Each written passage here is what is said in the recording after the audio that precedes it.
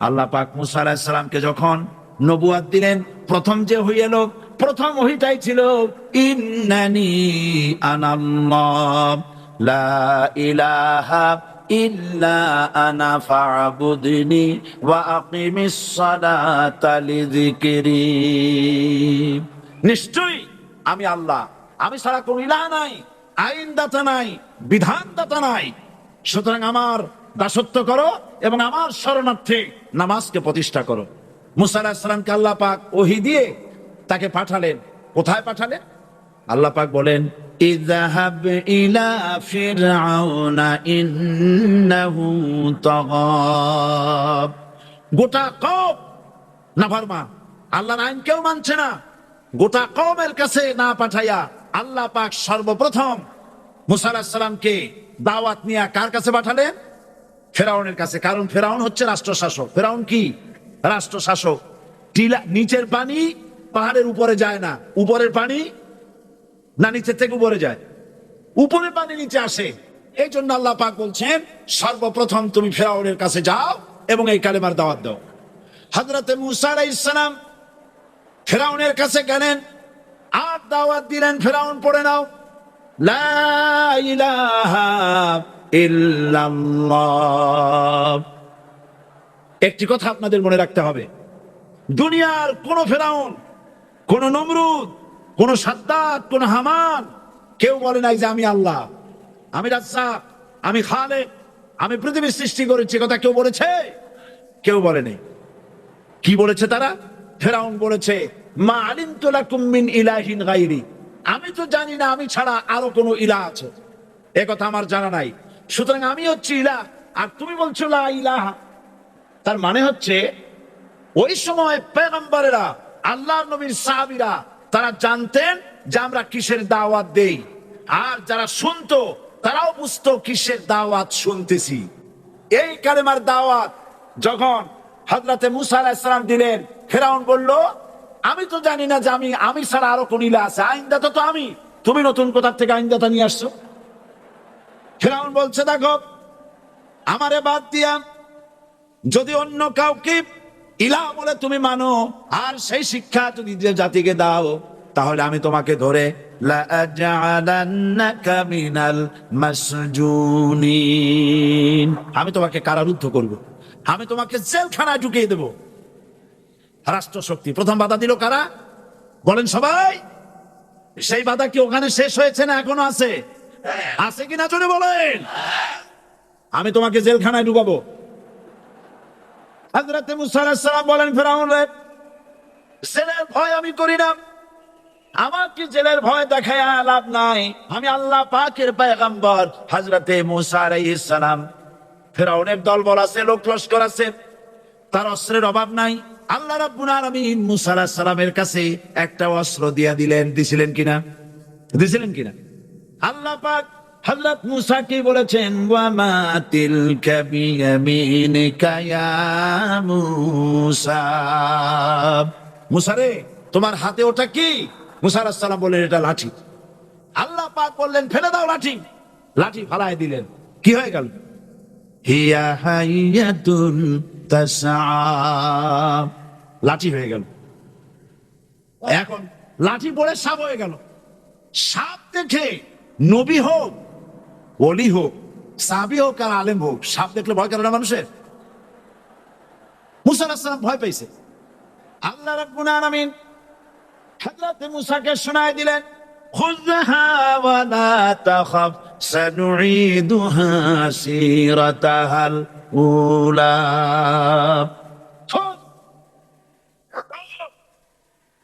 লা তাখাফ, ভয় পেও না। আল্লাহ বলছেন ধরো, ভয় পেও না। ধরার সঙ্গে সঙ্গে স্বাভাবিক অবস্থায় ফিরে আসবে, আবার লাঠি হয়ে যাবে। এখন আল্লাহ বলছেন ধরো।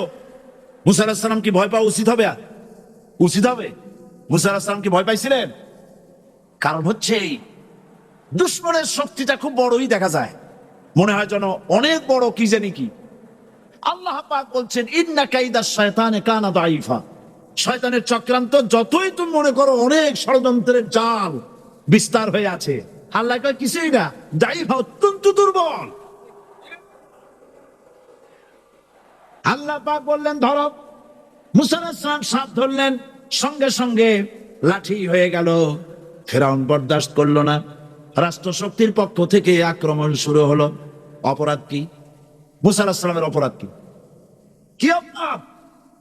মাশাআল্লাহ, বুঝতে পেরেছেন। অপরাধ হচ্ছে তিনি বলেছেন লা ইলাহা, জোরে বলেন লা ইলাহা ইল্লাল্লাহ। হযরতে মুসা আলাইহিস সালাম যখন বলেছেন লা ইলাহা ইল্লাল্লাহ, এই ধাক্কা ফেরাউন বরদাস্ত করতে পারে নাই। দরিয়ায় নীলের ভিতরে আল্লাহ পাক ডুবাই শেষ করে দিয়েছেন, দেন নাই? হযরতে মুসা আলাইহিস সালাম তার উম্মতেরা দরিয়ার পাশে বসে দ্বীনি কথাবার্তা বলতেছেন। এমন সময় ফেরাউন, তার শত্রু হচ্ছে মুসা আলাইহিস সালাম। শত্রু কেন? মুসা কি ফেরাউনের পাকা ধানে মই দিয়েছে নাকি? বলেন আপনারা। তার হালের গরু পিটায় মারছে নাকি? অপরাধ হলো তিনি আল্লাহর জমিনে আল্লাহর আইন প্রতিষ্ঠার কথা বলেছেন। এই শুধুমাত্র এই অপরাধে ফেরাউন তার দলবল নিয়ে তিন দিক থেকে আক্রমণ করেছে। মুসা আলাইহিস সালামের উম্মতেরা ভয় পেয়ে গেছেন। তারা বলছেন ইন্না লামুদরাকুন, আমরা পাকড়াও হয়ে গেছি। তিন দিকে সারাশি আক্রমণ, তিন দিকে শত্রু, একদিকে দরিয়া, পালাবার রাস্তা আছে? হযরত মুসা আলাইহিস সালাম ভয় পেয়ে গেলেন, সারেন্ডার করলেন। হযরত মুসা আলাইহিস সালাম বললেন কাল্লা, কখনো নয়, ভয় পাওয়ার কোনো কারণ নাই। রব্বি সায়াহদিন, অবশ্যই আমার রব আমার জন্য রাস্তা করে দিবে। ভয় পাইও না, আমার রব রাস্তা করে দিবে। আল্লাহ রাব্বুল আলামিন হযরত মুসা আলাইহিস সালামকে অর্ডার করলেন, হাতের লাঠি দিয়া দরিয়ার উপরে আঘাত করো। হযরতে মুসা আলাইহিস সালাম দরিয়ার উপর আঘাত করলেন। রাস্তা ছিল দরকার একটার।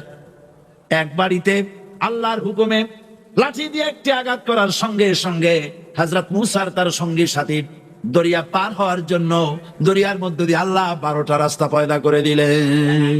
আর এমন পাঠাইলাম না, একজন রাসূল পাঠাইলাম না যার সাথে এরা ঠাট্টা করে নাই, বিদ্রুপ করে নাই, পাগল করে নাই, মারে নাই। আহা, অপরাধ আল্লাহর সার্বভৌমত্ব প্রতিষ্ঠার অপরাধ। হযরত ইব্রাহিম আলাইহিস সালাম তিনি যখন এই কালেমার দাওয়াত দিয়েছেন নমরুদের বিরুদ্ধে, নমরুদ বলেছে মান আসাদ্দু মিন্না কুওয়া, আমার চাইতে শক্তিশালী আর কে আছে?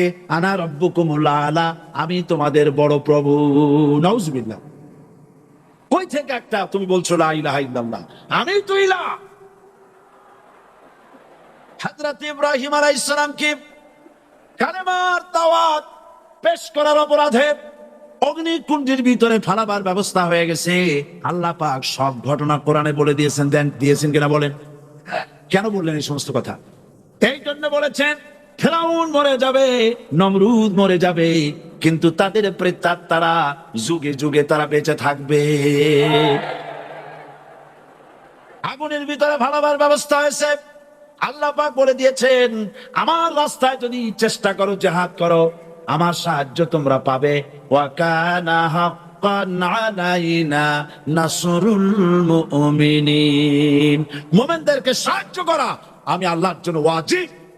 সুবহানাল্লাহ বলবেন না? আলহামদুলিল্লাহ বলবেন না? আমার জন্য ওয়াজিব মুমিনদেরকে সাহায্য করা। ইব্রাহিম আলাইহিস সালামকে আগুনে ফেলানো হচ্ছে। হযরত জিবরাইল বলেন ইব্রাহিম, তোমাকে আগুনের ভিতরে ফেলানো হতেছে, আমার কাছে সাহায্য চাও, আমি তোমারে বাঁচায় দেব। হযরত ইব্রাহিম আলাইহিস সালাম তিনি বললেন জিবরাইল, আমার পরীক্ষা চলতেছে, আমাকে ডিস্টার্ব করো না, আমি তোমার কাছে সাহায্য কেন চাইবো? আমি তো এমন কোন অন্ধ আল্লাহর ইবাদত করি না যিনি তার বান্দার দুঃখ দুর্দশা নিজের চোখে না দেখেন। পরীক্ষা পাস করছে না? পাস করছেন কিনা? হযরত ইব্রাহিম বলেন শোনো জিবরাইল, আমি যদি আগুনের ভিতরে পড়ে যাই আর আগুনে পুড়ে যদি ভস্ম হয়ে যায়, আমার আল্লাহ যদি এতে খুশি হন, তাহলে আমি আমার রব্বুল আলামিনকে খুশি করার জন্য এভাবে 1000 বার পুড়তে আমি রাজি আছি। ইব্রাহিম আলাইহিস সালাম আগুনের ভিতরে পড়ে গেলেন। আল্লাহ রাব্বুল আলামিন আগুনের প্রতি নোটিশ করে দিলেন, ইয়া নারু কুনি বারদাও ওয়া সালামান আলা ইব্রাহিম। আগুন আমার ইব্রাহিমের জন্য শান্তিদায়ক, ঠান্ডা হয়ে যা। ইব্রাহিম আলাইহিস সালাম চলছেন, পুড়ে গেছেন। নমরুদ তার প্রাসাদের ছাদে বসে ইব্রাহিম আলাইহিস সালামের পোড়া দৃশ্য দেখে আনন্দ করবে, আগুনের দিকে তাকায় দেখে ইব্রাহিম আরামে বসে আছেন। পোড়া তো দূরের কথা, জামাও পড়ে নাই। ও ডাক দিয়া বলে, রে আগুন, গোটা জাতি নিয়ে তোর পূজা করলাম, আমার দুশমন কেন জ্বালাইতে পারিস না? তোর জ্বালানো শক্তি কি নষ্ট হয়ে গেছে নাকি? আগুনের ভিতর থেকে আওয়াজ বেরিয়ে এলো, নমরুদ, আমার ভিতরে দাহ্য শক্তি, জ্বালানো শক্তি আছে কি নাই যদি প্রমাণ করতে চাও, টেস্ট করতে চাও, তুই নিজে আয়। তোরে সুদ্ধা তাম দুনিয়া জ্বালাই দিতে পারি, ইব্রাহিমের এক গাছা পশম জ্বালাইতে পারি না। বিশ্বকবি আল্লামা ইকবাল কি সুন্দর করে বলেছেন, আজ ভি হো জু ইব্রাহিম কা ইমা পয়দা আগ কর সকতি হ্যায় এক আন্দাজে গুলিস্তা পয়দা। ইব্রাহিমের ইমান যদি আজও কোথাও হয় বিদ্যমান, করতে পারেন অগ্নিকুণ্ডে খুবসুরত এক গুলিস্তান। এখনো যদি ইব্রাহিমের সন্তানদেরকে আগুনের মধ্যে ফেলে দেওয়া হয়, আর ইব্রাহিম ইমান যদি থাকে, আগুনকে ফুলের বাগান বানাবার ক্ষমতা আল্লাহর আছে। চিরকাল আল্লাহ পাক এই কালেমাকে দিয়েছেন আল্লাহর সার্বভৌমত্বকে প্রতিষ্ঠা করার জন্য। আয়াতুল কুরসি শুধু পড়ে বুকে ফু দেওয়ার জন্য নয়। পড়েন আমার সাথে, আল্লাহু লা ইলাহা ইল্লা হুয়াল হাইয়ুল কাইয়্যুম। দুনিয়ার সমস্ত পয়গম্বর অত্যাচারিত হলেন, শুধু তাই নয়, বিশ্ব নবী আখিরি জামানার পয়গম্বর নবী মুহাম্মদ রাসূলুল্লাহ সাল্লাল্লাহু আলাইহি ওয়াসাল্লাম জাতির কাছে আসলেন। তিনি এসে বললেন, ইয়া আইয়ুহান নাস কুলু লা ইলাহা ইল্লাল্লাহ। প্রথম দাওয়া শুনছেন কথা? রাসূলুল্লাহ বলছেন, ও জাতি, আমার রাসূল তো মক্কার রাসূল না শুধু, মদিনার রাসূল না শুধু, আরবি ভাষা ভাষীদের রাসূল না শুধু, আমার নবী কি নবী? চিল্লায় বলেন। তাই তিনি বলেছেন, ও বিশ্বের মানবতা, বিশ্বের মানব গোষ্ঠী, যদি মুক্তি পেতে চাও, নাজাত পেতে চাও, উচ্চারণ করো, বিশ্বাস করো, আমল করো, বলো লা ইলাহা ইল্লাল্লাহ। জোরে পড়েন, লা ইলাহা ইল্লাল্লাহ, লা ইলাহা ইল্লাল্লাহু মুহাম্মাদুর রাসূলুল্লাহ। আবু জাহেল বুঝছিল কলমার অর্থ? কথা বলেন না কেন? আবু জাহেল বুঝছিল? উতবা, সাইবা, মুগিরা গোষ্ঠীরা বুঝছিল? বুঝেছে। তারপরে তারা চিন্তা করলো যে সর্বনাশ তো করছে, না ইলাহা, কোন ইলাহা নাই, আইনদাতা নাই, বিধানদাতা নাই, তাহলে আমরা কি ঘরে বসে বসে কি করব? উনি নতুন একজন ইলাহ নিয়ে আসছে, আল্লাহ ছাড়া কোন ইলাহ নাই, তাহলে আমাদের কাজটা কি? প্রথমে তারা চেষ্টা করলো যে একটু দেখি নরম নরম ভাবে হয় নাকি। চলে গেল আবু তালেবের কাছে, আসে না দিছে, বললো, আবু তালেব, তুমি তো কুরাইশদের নেতা, তোমার ভাইয়ের ছেলে কয়টাই কি? কি আশ্চর্যজনক কথা, লা ইলাহা ইল্লাল্লাহ, আল্লাহ ছাড়া কোন ইলাহ নাই, তা আমরা করবো কি?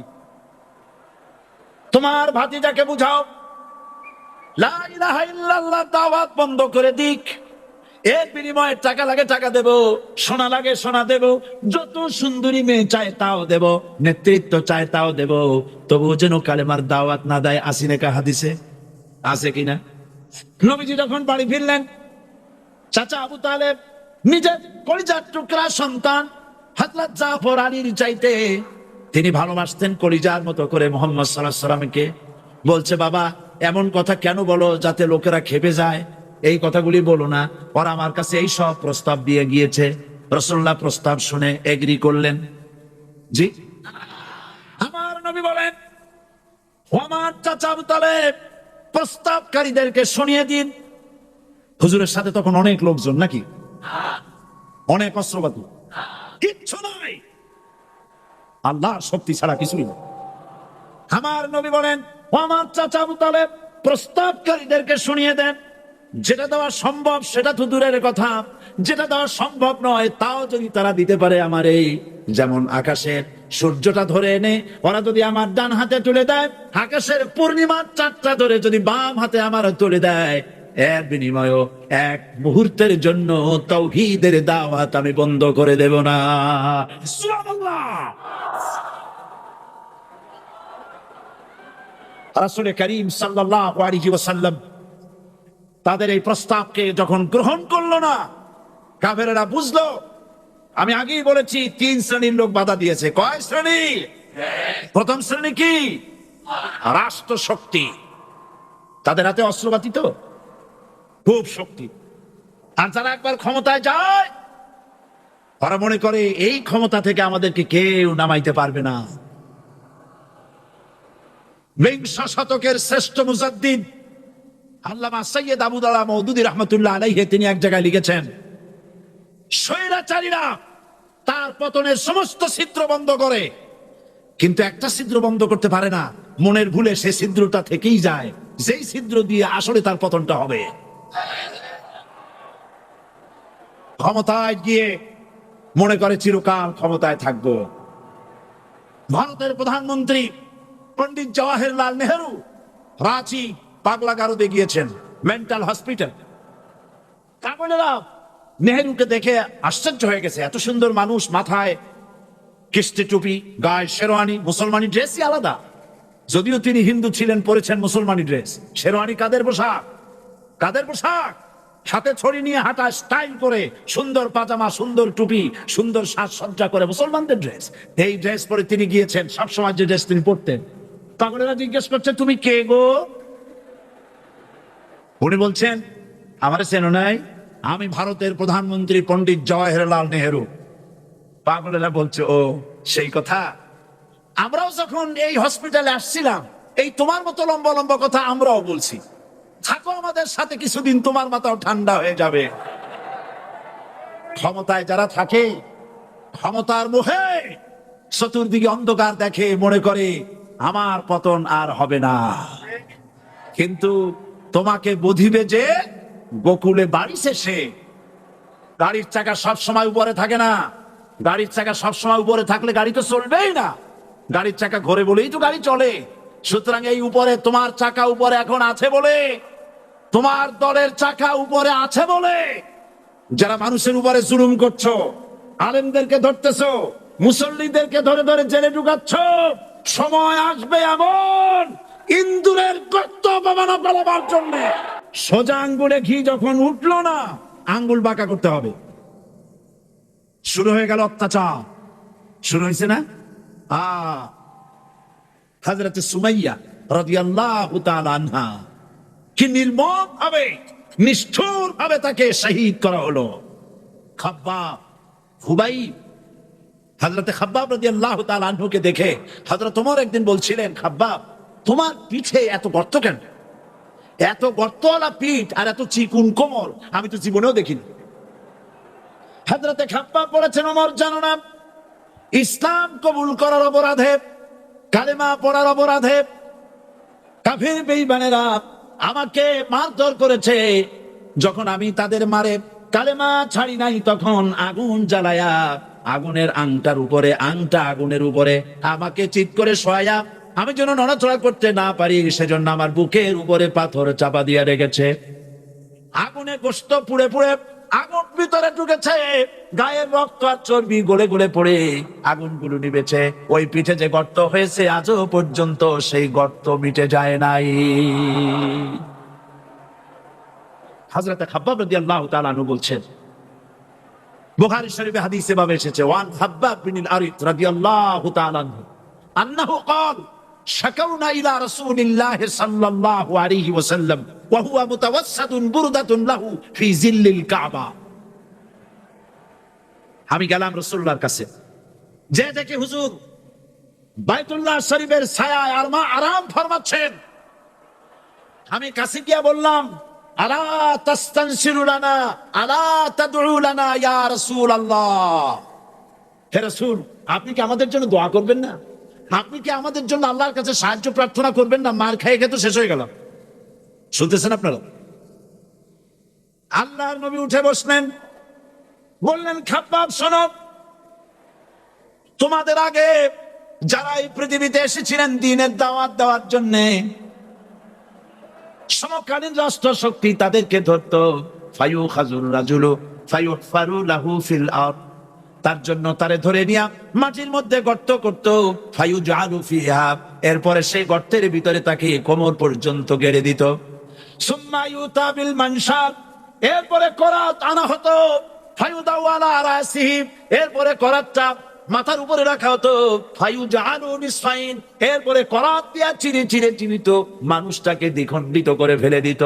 মা ইয়াসুদ্দুহু যালিকা আন দীনি, এত কষ্ট দেওয়ার পরেও, এত জুলুম করার পরেও দ্বীনের দায়ীদেরকে এক চুল পরিমাণ আল্লাহর রাস্তা থেকে তারা সরাই দিতে পারে নাই।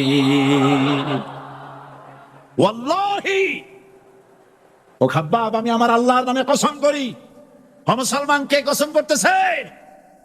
আল্লাহ রাসূল। আমি আমার আল্লাহর নামে কসম করি, ওয়াল্লাহি লা ইউতাম্মান্নাল্লাহু হাদাল আমর হাত্তা ইয়াসির রাকিবু মিন সানা ইলা হাজরামাউত।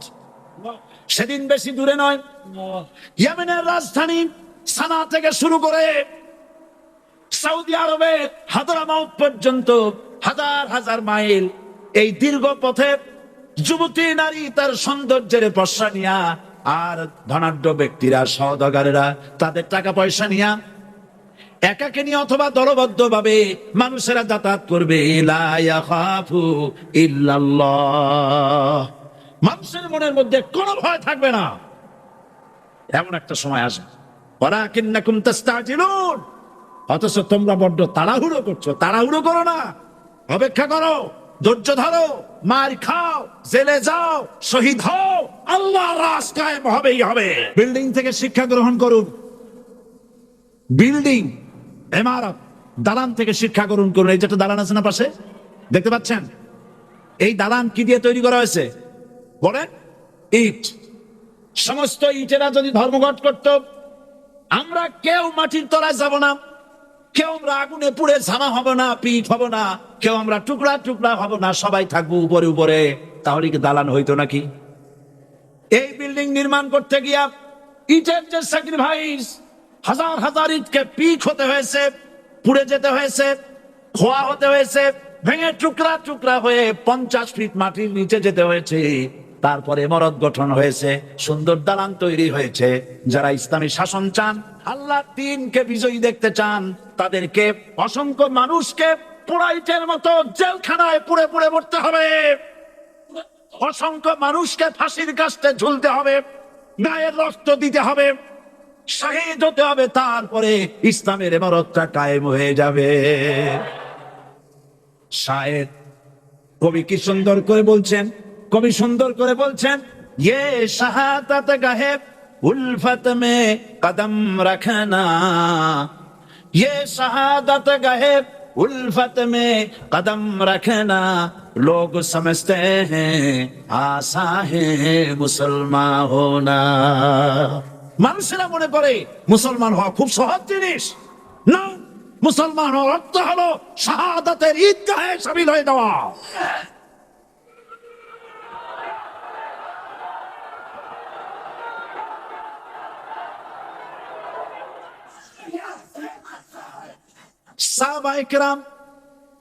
সাহাবায়ে কেরাম মার খেলেন, এবার স্বয়ং আল্লাহর নবীর গায়ে হাত তুলল।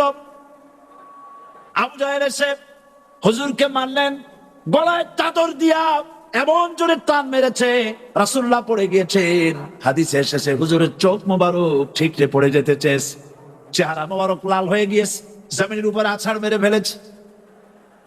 রাসূলের এই অবস্থা দেখে হযরত হামজা তখনও কাফের ছিলেন, শিকার থেকে এসে তিনি এই দৃশ্য দেখলেন, দাসীর মুখে শুনলেন, ছুটে চলে গেলেন আবু জাহেলের বাড়িতে।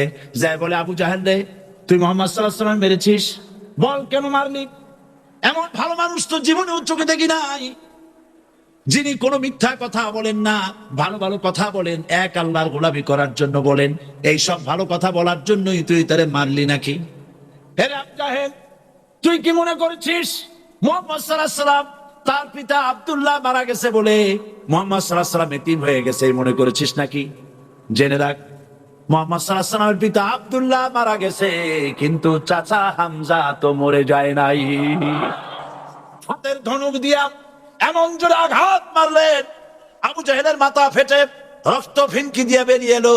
হযরতে হামজা ঘরে ফিরে এসে রাসূল কারীম সাল্লাল্লাহু আলাইহি ওয়াসাল্লামের মস্তক মোবারক করে উঠাই নিলেন আর বললেন, বাবা তোমাকে মেরেছে বলে আমি আবু জাহেলের মাথাটা ফাটাই দিয়ে আসছি, তুমি খুশি হও। হুজুর বলছেন, চাচা কার মাথা ফাটাইছো এইটা বলে আমারে খুশি করতে পারবা না। হযরতে হামজা বলেন, তুমি কি হলে খুশি হবে? হুজুর বলেন, হামজা চাচা গো, আমি খুশি হব যদি একটিবার চাচা তোমার মুখে শুনতে পাই ইমানের কালেমা। হযরতে হামজা বলেন, মুহাম্মদ সাল্লাল্লাহু আলাইহি ওয়াসাল্লাম, আমি বুঝতে পেরেছি তুমি কোনো সাধারণ মানুষ নও। সাধারণ মানুষ হলে পরে তুমি প্রতিশোধে বিশ্বাসী হতে, খুশি হতে। প্রতিশোধে বিশ্বাসী হও নাই, তুমি অবশ্যই আল্লাহর নবী, কোনো সন্দেহ আমার নাই। তুমি সাক্ষী থাকো, আমি পড়ে নিলাম লা ইলাহা ইল্লাল্লাহু মুহাম্মাদুর রাসূলুল্লাহ।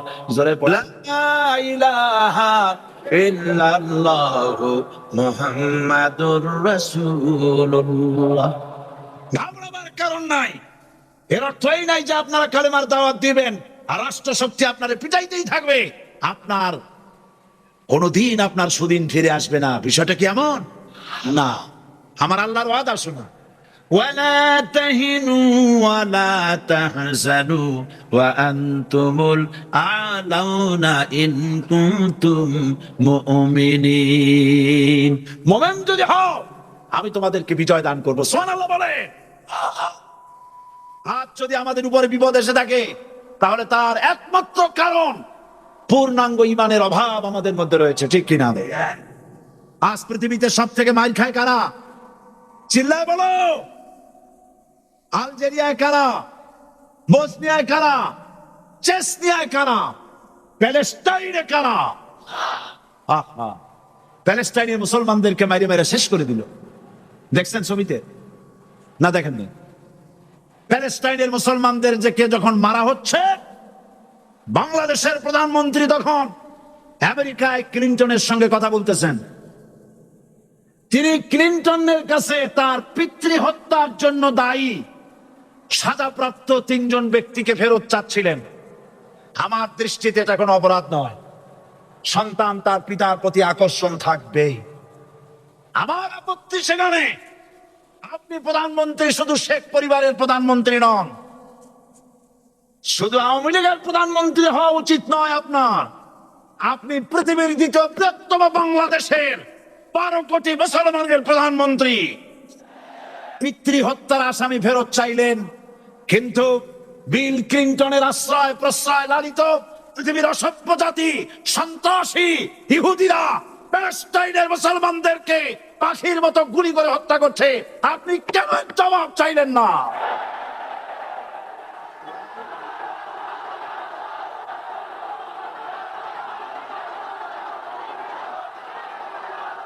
জবাব জবাব আপনি চাইতে পারবেন না, কারণ মুনাফিকদের সাহস হয় না, সাহস হয় মুমিন ব্যক্তি। বিল ক্লিনটনকে বলা দরকার ছিল, এই ইসরায়েলকে তোমরাই বসিয়েছো, মধ্যপ্রাচ্যের বিষ ফোড়ায় পরিণত করেছো তোমরা।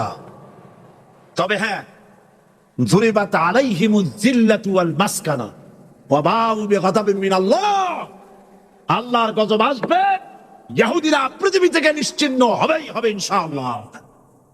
দেখেছেন তাকাইয়া প্যালেস্টাইনে ইসরায়েলিরা হেলিকপ্টার গানশিপ কামান বোমা নিক্ষেপ করছে, আর প্যালেস্টাইনের শিশু কিশোর যুবকেরা ইহুদিদের নিক্ষিপ্ত বোমা আর কামানের মোকাবেলা করতেছে পাথর দিয়ে।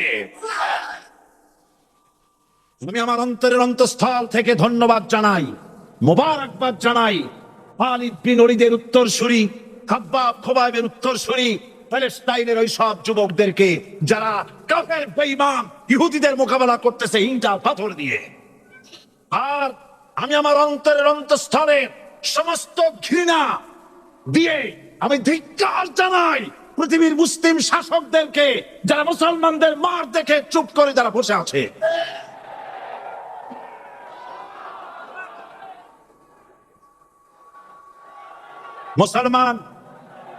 মুসলমান যদি মুসলমানের মতো হয়, 10 জন যথেষ্ট। কয়জন যথেষ্ট? কোথায় আছে কথা? আল্লাহ পাক কোরআন শরীফের মধ্যে বলেছেন, একজন যদি হও ইমানদার মুত্তাকি, 10 জনের উপরে বিজয়ী হবে। 10 জন যদি হও 100-র উপরে বিজয়ী হবে। 100 যদি হও 1000-এর উপরে বিজয়ী করবো। জোরে বলেন সুবহানাল্লাহ। কবি বলতেছেন, ফিজায়ে বদরে পয়দা কুন ফেরেশতে তেরি নুসরত কো উতার সকতে গর্দু সে কতর আন্দর কতর আবি। বদরের মুসলমানদের মতো ঈমান আনো, তাহলে আকাশ থেকে কাতারে কাতারে ফেরেশতা নাজিল করে দিয়ে আল্লাহ পাক তোমাদেরকে সাহায্য করবেন। সুবহানাল্লাহ। সে আল্লাহ আছে না নাই? জোরে বলেন, আছে না নাই? সেই আল্লাহ রাব্বুল আলামিন কোরআনে কারীমের ভিতরে আয়াতুল কুরসির মধ্যে বলে দিয়েছেন, আল্লাহু লা ইলাহা ইল্লা হুয়াল হাইয়ুল কাইয়্যুম। প্রাণ খুলে সবাই পড়েন, বসা মানুষ, দাঁড়ানো মানুষ। আল্লাহু লা ইলাহা ইল্লা হুয়াল হাইয়ুল কাইয়্যুম। আল্লাহ রাব্বুল আলামিন, তিনি ছাড়া কোনো ইলাহ নাই, যিনি সার্বভৌমত্বের মালিক কেউ নাই আল্লাহ ছাড়া। এই কথা মানুষকে ঘোষণা করতে হবে। বাধা, এই কথা বললেই বাধা দেবে কয় শ্রেণীর লোক? 3 শ্রেণী। প্রথম শ্রেণী হচ্ছে কে? রাষ্ট্র শক্তি। আজও তারা বাধা দিচ্ছে। আল্লাহর আইন দিয়ে দেশ চালাও, তারা তাদের মন মর্জি মোতাবেক আইন দিয়ে দেশ চালাবে। আল্লাহ পাক বলছেন, আলা আলাহুল খালকু ওয়াল আমরু। সৃষ্টি যা, আইন চলবে। কারো বাবার আইন চলতে পারে না, নিজেদের তৈরি করা আইন চলবে না। ইনিল হুকমু ইল্লা লিল্লাহ। একমাত্র আইন চলবে কার? এই আইন রাসূল করিম সাল্লাল্লাহু আলাইহি ওয়াসাল্লাম মদিনায় কোরআন দিয়ে প্রতিষ্ঠিত করেছিলেন। আল্লাহর বিধান, আল্লাহর সার্বভৌমত্ব কায়েম করেছিলেন। কোরআন সংবিধান হলো, চুরি বন্ধ হলো, ডাকাতি বন্ধ হলো, জিনা বন্ধ হলো, হত্যা বন্ধ হলো, ধর্ষণ বন্ধ হলো, সব কিছু বন্ধ হয়ে গিয়ে মুসলমানেরা শান্তি লাভ করলো, পৃথিবীর মানুষ শান্তি লাভ করলো। সুবহানাল্লাহ। আজ মুসলমানেরা শত্রু চেনে না, বন্ধু চেনে না। বন্ধুকে বানাইছে শত্রু, শত্রুকে বানাইছে বন্ধু। কে শত্রু চিনাই দিবেন কে? আল্লাহ। বলেন কে দিবেন? আল্লাহ রাব্বুল আলামিন কোরআনে কারীমের মধ্যে পরিষ্কার করে বলেছেন, লাতাজিদান্না শাদ্দান নাসি আদাওয়াতান লিল্লাযীনা আমানুল ইয়াহুদা ওয়াল্লাযীনা আশরাকু। আল্লাহ পাক বলছেন, হে রাসূল, মানুষের ভিতরে 2টা শ্রেণী মুমিনদের জন্য সবথেকে জঘন্য দুশমন। কয়টা শ্রেণী? 2টা। একটা হলো ইহুদ, আর একটা হলো মুশরিক। একটা হলো ইহুদি, আর একটা হলো মুশরিক। এটা হলো তোমাদের দুশমন। আর আজ আমাদের দেশে, পৃথিবীর বিভিন্ন দেশে মুসলমানেরা মুশরিকদের সঙ্গে সম্প্রীতি বাড়াচ্ছে, মুসলমানদের সাথে শত্রুতা বাড়াচ্ছে। আজ আমার দেশে পূজা পার্বণে বাধা নাই। পূজা পার্বণে বাধা আছে? পূজা পার্বণে বাধা নাই। বাধা কোথায়? কোরআন শরীফের তাফসীর মাহফিলে। কোরআনের তাফসীরের মাহফিলে বাধা দেওয়া হচ্ছে। গান বাজনায় 144 ধারা নাই, কিন্তু কোরআন শরীফের মাহফিলে 144 ধারা দেওয়া হচ্ছে। যারা দিচ্ছে তারা আবার ওমরাও করে, হজও করে। ওরা আমাদের বলে আমরা নাকি ধর্মের নামে রাজনীতি করি। বলে না, আমরা নাকি ধর্মের নামে রাজনীতি করি। আমি বলি, ধর্মের নামে আমরা রাজনীতি করি না, আমরা ধর্মীয় রাজনীতি করি। কথাটা বুঝে আসছে কিনা? ধর্মের নামে রাজনীতি তো সেই ব্যক্তি করে 1996 সনের নির্বাচনের আগে যিনি মাথায় পট্টি বেঁধেছিলেন, তিনি শপথ গ্রহণের সময় হাতে তসবিহ পড়েছিলেন। ধর্মের নামে রাজনীতি তিনি করেছেন। আজ অনেকগুলি ডিগ্রি পেয়েছেন তিনি, অনেকগুলি ডিগ্রি পেয়েছেন। কয়টা মুখস্থ হয়ে গেছে আপনাদের?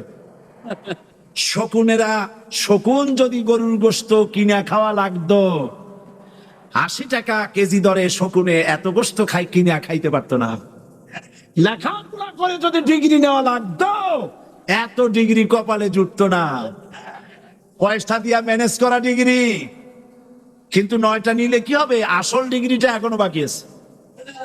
আসল ডিগ্রি কোনটা? নির্বাচনের আগে পট্টি বেঁধে তসবি নিয়ে গোটা জাতিকে যে সফল ভাবে প্রতারণা করতে আপনি পেরেছিলেন মহাপ্রতারক হিসেবে, সেই ডিগ্রি আগামী নির্বাচনের মোক্ষম সময় জনগণ আপনার গলায় পরায় দেবে।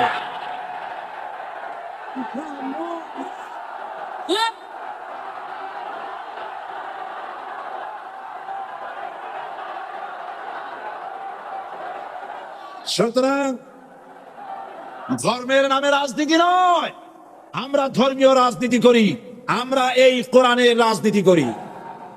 এই কোরআন নিয়ে বাঁচতে চাই, এই কোরআন নিয়ে মরতে চাই। এই কোরআন থেকে আমাদেরকে বিচ্ছিন্ন করতে চায় কাফের, বেঈমান, মুশরিকেরা।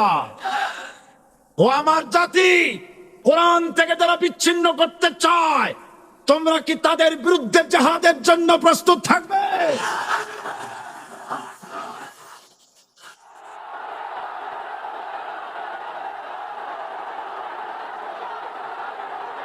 বসেন, বসেন, বসেন,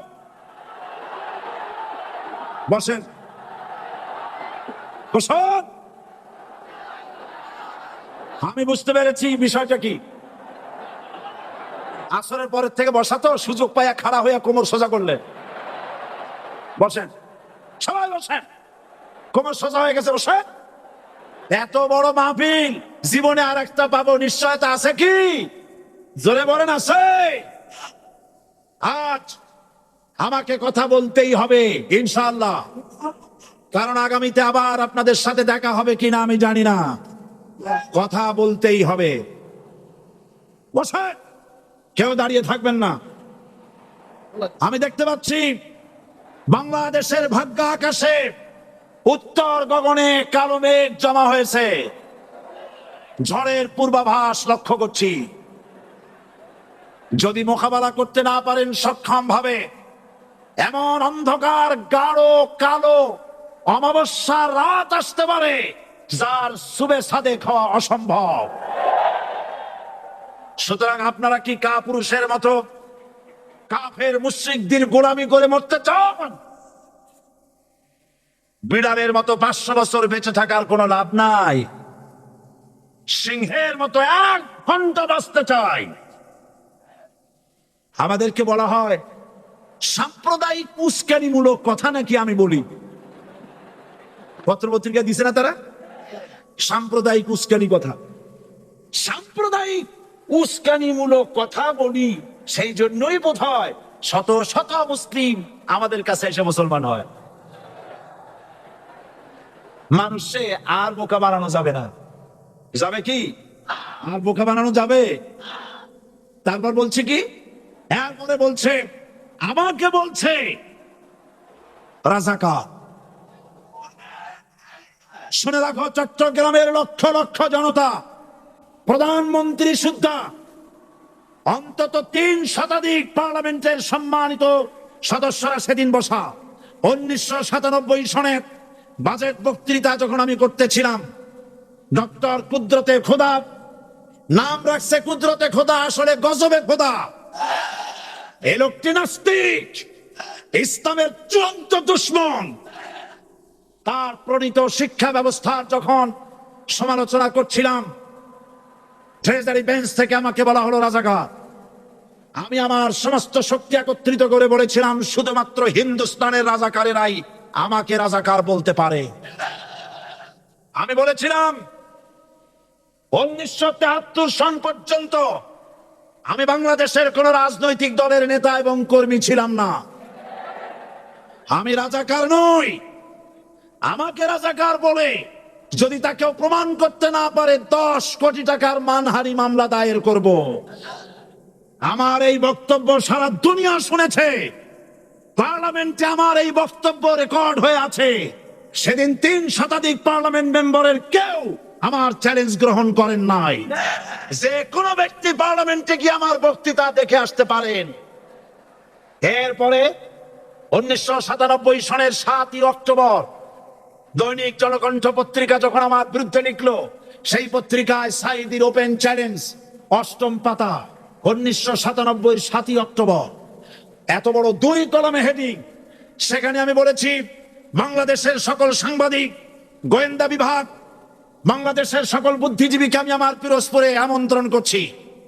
আমার উপস্থিতিতে যদি কেউ প্রমাণ করতে পারে বাংলাদেশের স্বাধীনতা যুদ্ধের বিরুদ্ধে আমার কোনো ভূমিকা ছিল, সজ্ঞানে স্বেচ্ছায় জাতীয় সংসদের সদস্য পদ থেকে পদত্যাগ করব।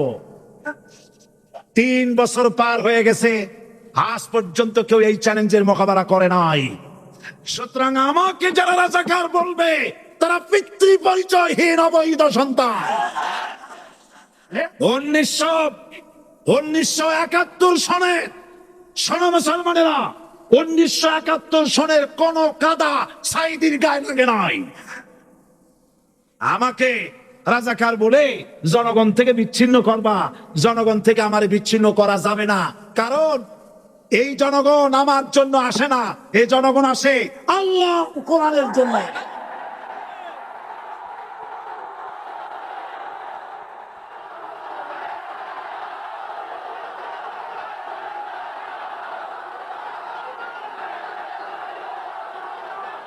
আজকে যারা ইসলামের কথা বলে, তারাই রাজাকার, তারাই মৌলবাদী। মৌলবাদী বললে আমরা অসন্তুষ্ট হই না, কারণ মৌলবাদী শব্দটা আসছে মূল থেকে। মৌল শব্দ এসেছে মূল থেকে। মূলবাদী তার মানে যারা মূলে আছে। মূল হলো কোরআন, মূল হলো হাদিস, মূল হলেন আল্লাহ, মূল হলেন আল্লাহ রসুল। আমরা আছি মূলে। এখন বলেন তো, মূলের শক্তি বেশি না আগার শক্তি বেশি? আমাদের যারা মৌলবাদী বলে ওরা হলো আগাবাদী। মূলে আছে কত কোটি? 12 কোটি। মূলে আছে কত কোটি? আর আমাদের যারা মৌলবাদী বলে ওই থাকো গাছের আগায়, আমরা মূলে। লাভালাভি বেশি করবা না, 12 কোটিতে গাছের গোড়া আসতে নাড়া দেবে, মামু বাড়ি দিল্লি গিয়ে পড়বা, বাংলার জমিনে জায়গা হবে না। এ কথা বিশ্বাস করো। বাংলাদেশের মুসলমানদের শরীরে 1 বিন্দু রক্ত থাকতে শয়তানের তৈরি করা ধর্ম নিরপেক্ষ মতবাদ বাংলার জমিনে কায়েম হতে দেওয়া হবে না, হবে না।